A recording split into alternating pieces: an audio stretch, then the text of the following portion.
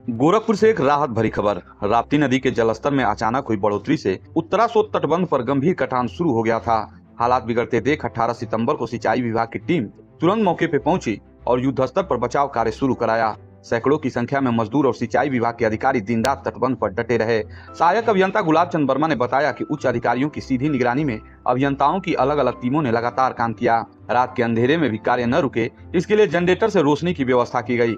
तटबंध को बचाने के लिए मिट्टी से भरी बोरियां लगातार डाली गईं। इसके साथ ही बम्बू कटर तकनीक का प्रयोग कर नदी की तेज धार को मोड़ा गया। अधिशासी अभियंता और अधीक्षण अभियंता स्वयं मौके पर मौजूद रहे और ठेकेदारों को मजदूरों की संख्या बढ़ाने के निर्देश दिए। अगर सिंचाई विभाग समय पर सक्रिय न होता तो तटबंध टूटने से सैकड़ों गांव जलमग्न हो सकते थे। लोगों ने विभाग की तत्परता की सराहना करते हुए कहा कि अब जाकर उन्होंने राहत की सांस ली है। हालांकि नदी का जलस्तर अब घट रहा है, लेकिन विशेषज्ञ चेतावनी दे रहे हैं कि जलस्तर कम होने पर कटान और तेज हो सकता है। इसी को देखते हुए सिंचाई विभाग ने अपनी तैयारियां पूरी कर रखी हैं। जरूरत पड़ते ही दोबारा बड़े स्तर पर कार्रवाई की जाएगी। फिलहाल उत्तरासोत तटबंध पर खतरा टल गया है और ग्रामीणों के चेहरों पर मुस्कान लौट आई है। उत्तरासोत पे जो काम चल रहा है सिंचाई विभाग द्वारा 18 सितंबर को यहाँ पे कटान थी, अब क्या स्थिति यहाँ पे? बाढ़ बचाव के उपाय किए जा रहे हैं और 18 तारीख को सूचना मिलने के बाद पूरे विभाग जो है दिन रात काम पे लगे हुए हैं। हमारे लेबर लगभग 150 की संख्या में लेबर दिन रात काम कर रहे हैं और बाढ़ बचाव के लिए जैसे बम्बू कटर हुआ, परकोपाइन हुआ, गैबियन बैग में ईसी बैग और ब्रिक रोड़ा, यहाँ तक कि जो है बोल्डर भी उपलब्ध है। तो किसी भी स्थिति से निपटने के लिए हम लोग तैयार हैं।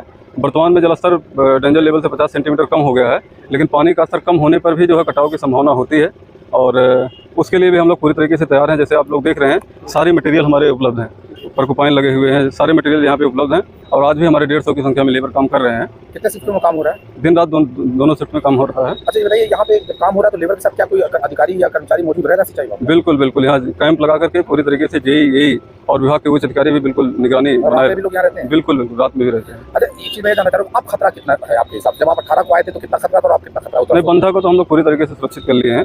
बंधा पूर्णतः सुरक्षित है। बस ये है कि पानी घटने पर भी जो है कटाव होते हैं, तो उसके लिए भी हम लोग पूरी तरीके से तैयार हैं। जो है कहा जा सकता है निगरानी का काम निगरानी का काम बचा हुआ है। पानी ऊपर से आ जाने पर अगर पानी का लेवल बढ़ जाता है तो उस समय भी अगर कटाव होगा तो उससे भी निपटने के लिए हम लोग तैयार हैं। नॉर्मली 15 अक्टूबर तक का बाढ़ का समय होता है, तो हम लोग पूरे सीजन में यहाँ पे मुस्तैद हैं। क्या नाम आपका है और डिजिग्नेशन? मैं गुलाब चंद वर्मा, सहायक अभियंता ड्रेनेज गोरखपुर। जो उत्तरासोत में बाढ़ से बंदे कटने की स्थिति बनी हुई थी, अब क्या स्थिति है? ठीक है सर। अच्छा, क्या पहले स्थिति थी और कैसे इससे निपटा गया?